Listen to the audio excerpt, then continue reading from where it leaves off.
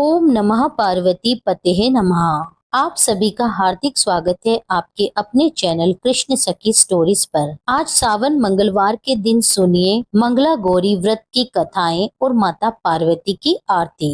आइए मेरे साथ रसपान कीजिए मंगला गौरी व्रत की संपूर्ण कथा।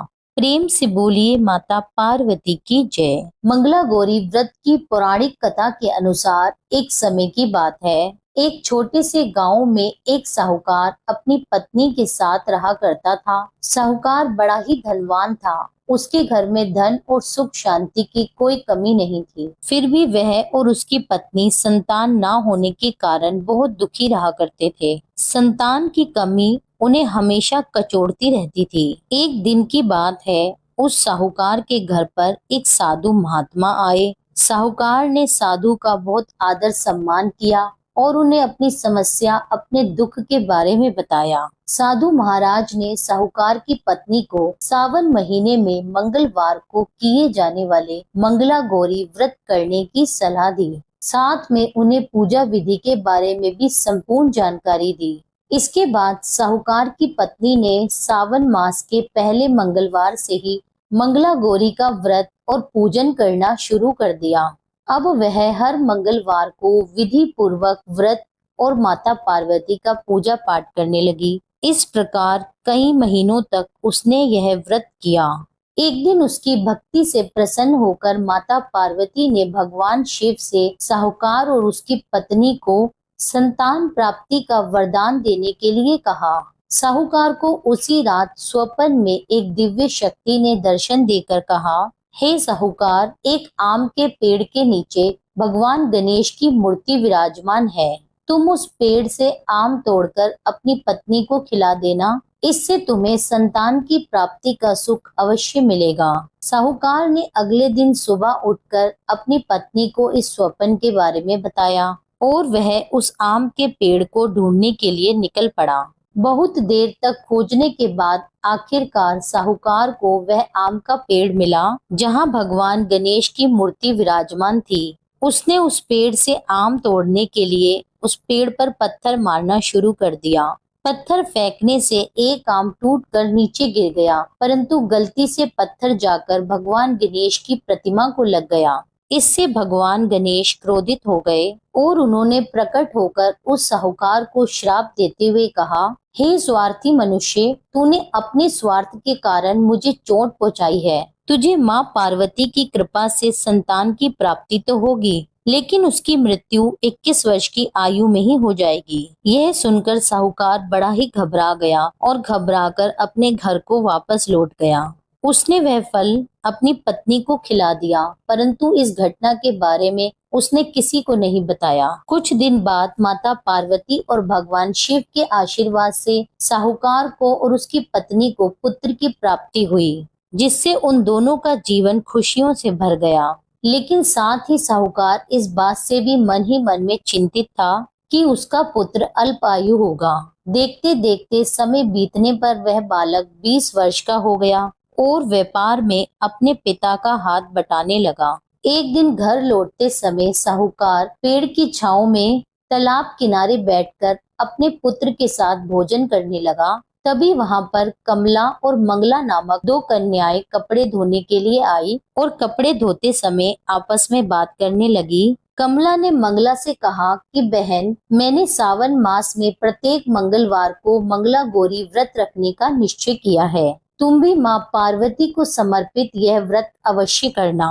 इससे माँ पार्वती प्रसन्न होती हैं और उनकी कृपा दृष्टि अपने भक्तों पर बनी रहती है। इस व्रत को करने से मन वांछित वर और अखंड सौभाग्य की प्राप्ति भी होती है। कमला की यह बात सुनकर मंगला भी इस व्रत को करने के लिए तैयार हो गई। दूसरी ओर साहूकार ने उन दोनों कन्याओं के बीच की बात को पूरा सुन लिया और अपने मन में यह सोचा कि यह कन्या मंगला गौरी का व्रत करती हैं, इससे इसे अखंड सौभाग्य की प्राप्ति होगी, तब तो यह मेरे पुत्र के लिए योग्य वधू साबित होगी। ऐसा सोचकर वह दोनों के विवाह का प्रस्ताव कन्या के पिता के पास लेकर गया। साहूकार की गांव में प्रतिष्ठा और मान होने के कारण कमला के पिता अपनी पुत्री का विवाह साहूकार के लड़के से करवा देते हैं। विवाह के बाद भी कमला विधि पूर्वक मंगला गौरी का व्रत रखना जारी रखती है। उसके इस भक्ति भाव से प्रसन्न होकर एक दिन माता पार्वती उसे स्वप्न में दर्शन देती हैं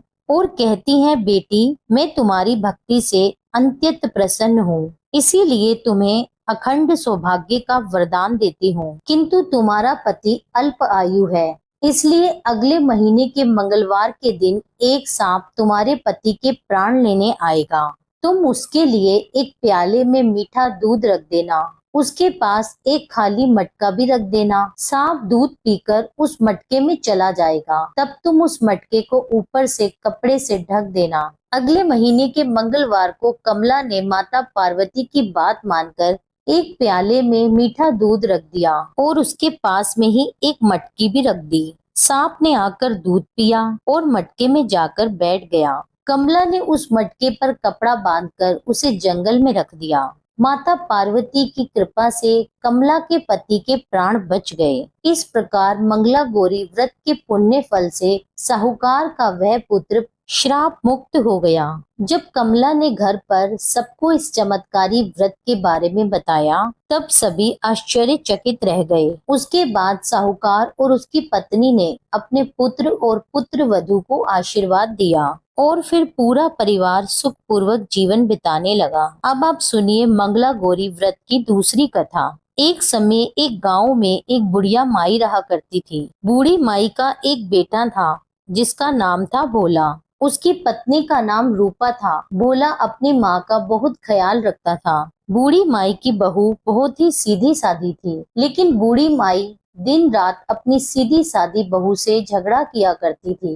एक दिन बुढ़िया माई ने घर आकर बताया कि बहू सुन, मैं शिवजी जी के मंदिर से आ रही हूँ। वहाँ सब बात कर रहे थे कि अगर सोमवार के दिन व्रत करके अगले दिन मंगलवार को मंगला गौरी का व्रत किया जाए तो भोले बाबा और माता पार्वती की कृपा से तुझे पुत्र प्राप्त हो सकता है। तब रूपा कहने लगी, माँ जी, मैं तो केवल सोमवार का व्रत करती हूँ। ठीक है, अगर आप कह रही हैं तो मैं इस बार दोनों व्रत करूंगी। बूढ़ी माई ने तो केवल अपनी बहू को परेशान और भूखा रखने के लिए ही यह सब कहा था। बुढ़िया माई ने इसके बाद अपनी बहू से फिर से यह कहा कि बेटा, ऐसे व्रत नहीं करना है। दोनों ही दिन कुएं से 7 घड़े पानी लाकर शिवलिंग पर चढ़ाना है। रूपा ने यह बात सुनी तो परेशान हो गई और कहने लगी, माँ जी, मैंने तो यह सब करते हुए किसी को नहीं देखा। यह बात सुनकर बुढ़िया माई को गुस्सा आ गया और कहने लगी, तो मैं क्या झूठ बोल रही हूँ? यह तो केवल संतान प्राप्ति का उपाय है जो तुझे ही करना पड़ेगा।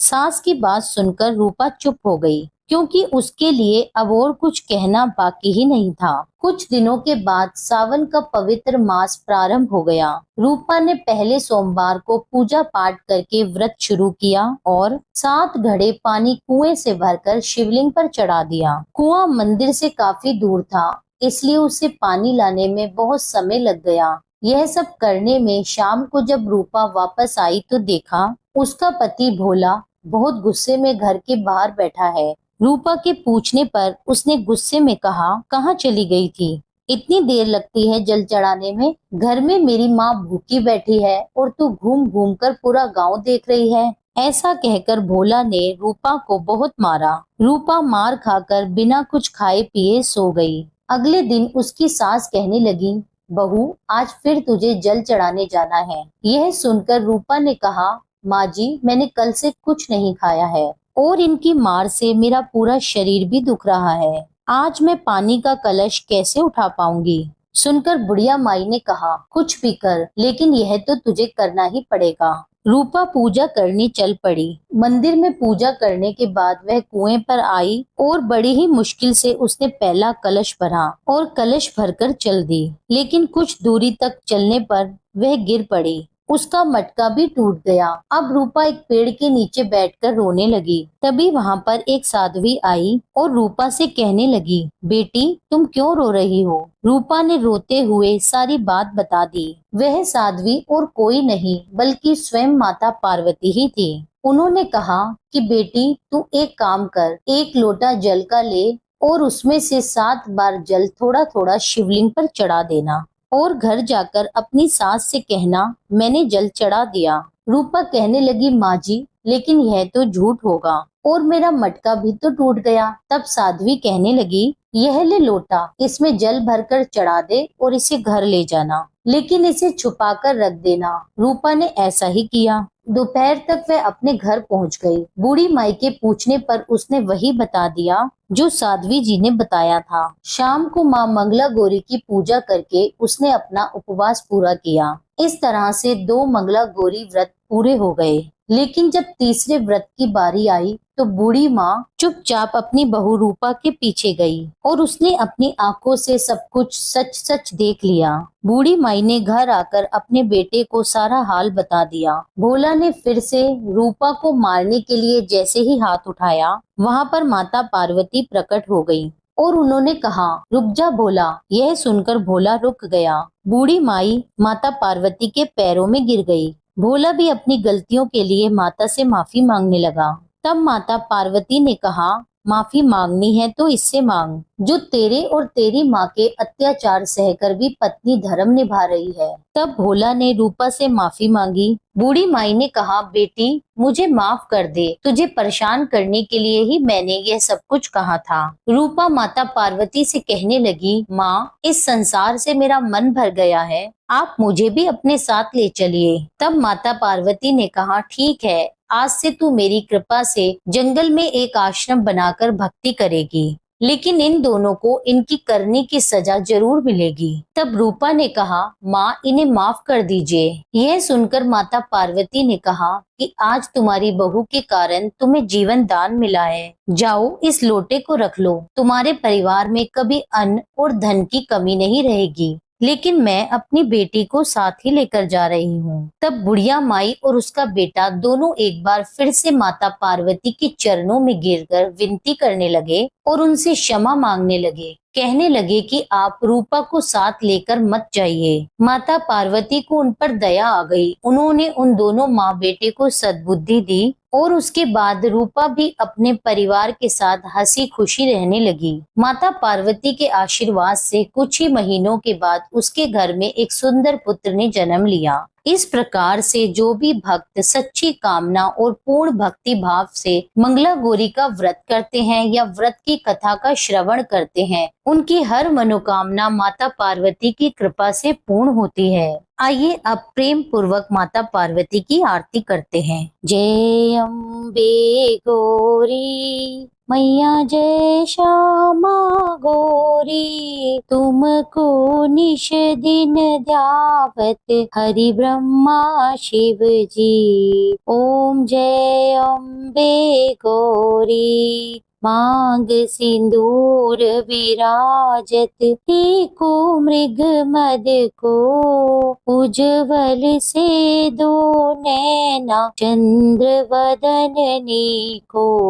ओम जय अम्बे गौरी, कनक समान कलेवर, रक्तांबर राजे, रक्त पुष्प गलमाला कंठन पर साजे। ओम जय अम्बे गौरी, केहरी वाहन राजत, खड़ग खपर धारी, सुर नर मुनि जन सेवत, तिनके दुख हारी। ओम जय अम्बे गौरी, कानन कुंडल शोभित, नासाग्रे मोती, कोटिक चंद्र दिवाकर, राजत समज्योति। ओम जय अम्बे गौरी, शुंभ निशुंभ विदारे, महिषासुर घाती, द्रुम विलोचन नैना, निश दिन मदमाती।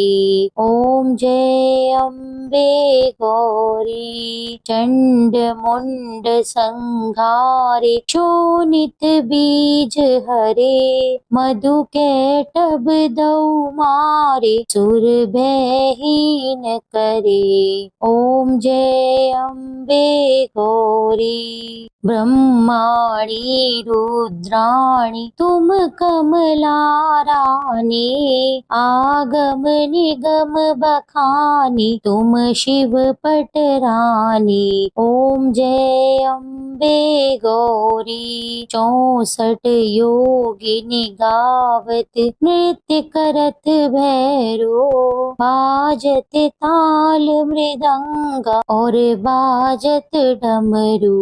ओम जय अम्बे गौरी, तुम ही जग की माता, तुम ही हो भरता, भक्तन की दुख हरता, सुख संपत्ति करता। जय अम्बे गौरी। भुजाचार अति शोभित वर मुद्राधारी,